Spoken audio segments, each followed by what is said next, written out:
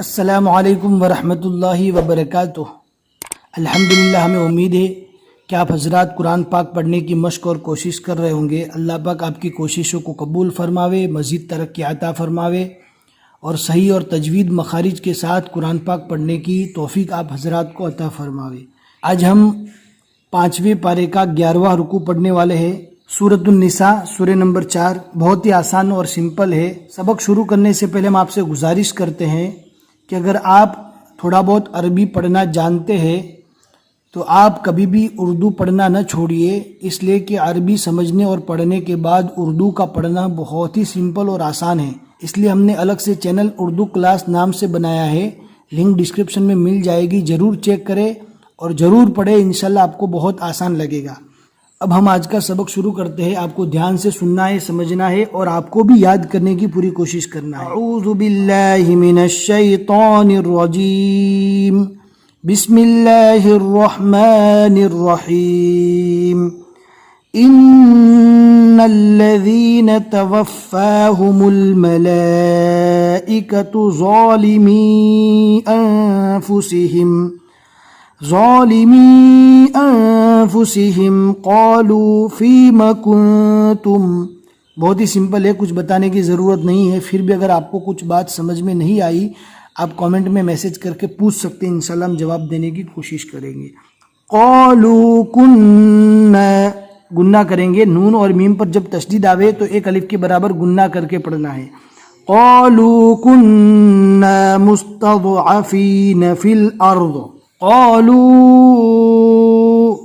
ألم تكن أرض الله واسعة فتهاجروا فيها فأولئك مأواهم جهنم وساءت مصيرا إلا المستضعفين، ضاد کو اچھے سے پور پڑھنا ہے، إلا المستضعفين من الرجال والنساء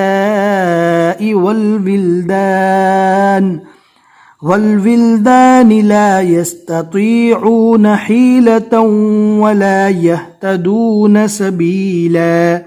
دو زبر رکنے کی حالت میں الف مدہ بن جائے گا۔ یہ ساری چیزیں ہم نے سکھا دی ہے۔ اگر آپ ہمارے چینل پر نئے اور آپ کو بہت ساری چیزیں معلوم نہیں ہے تو سب سے پہلے آپ ایکسٹرا پارٹ پڑھ لیجئے۔ فَأُولَئِكَ عَسَى اللَّهُ، سین کو ڈائریکٹ لام سے ملانا ہے، بیچ میں یا اور الف کو چھوڑ دینا ہے۔ عَسَى اللَّهُ أَن يَعْفُوَ عَنْهُمْ وَكَانَ اللَّهُ عَفُوًّا غَفُورًا۔ وَمَن، یہاں پر گنہ کے ساتھ پڑھیں گے، نون ساکن کے بعد ادغام با گنہ کے 4 حروف میں سے یہ آیا ہے، لہٰذا گنہ کر کے پڑھنا ہے۔ اگر آپ کو یہ قاعدہ اور یہ گرامر معلوم نہیں ہے تو پلے لسٹ کو چیک کر لیجئے، انشاءاللہ وہاں پر آپ کو ایک ہی ساتھ میں نون ساکن اور تنوین کے 4 قاعدے سیکھنے کو ملیں گے۔ وَمَن يُهَاجِرْ فِي سَبِيلِ اللَّهِ يَجِدْ فِي الْأَرْضِ مُرَاغَمًا كَثِيرًا وَسَعَةً وَمَن يَخْرُجْ مِن بَيْتِهِ مُهَاجِرًا إِلَى اللَّهِ وَرَسُولِهِ ثُمَّ يُدْرِكْهُ الْمَوْتُ فَقَدْ وَقَعَ، قوف کو اچھے سے پور پڑھنا ہے۔ بہت سے لوگ یہاں پر کیا غلطی کرتے ہیں معلوم ہے، فقد وقع پڑھتے ہیں، فقد وقع، یہاں پر بھی کاف اور یہاں پر بھی کاف، یہ تو چھوٹی کاف ہو جاتی ہے، یہاں پر قوف لکھا ہوا ہے لہٰذا میں قوف ہی پڑھنا ہے۔ فقد وقع، منہ بھر کر پڑھنا ہے، یعنی منہ کے اندر آواز پھیلے گا۔ فقد وقع، یہاں پر بھی دھیان سے پڑھنا ہے، اس لیے کہ اس کے بعد الف ہے، اس کو حلق سے ادا نہیں کرنا ہے، اس کو حلق سے ادا کرنا ہے۔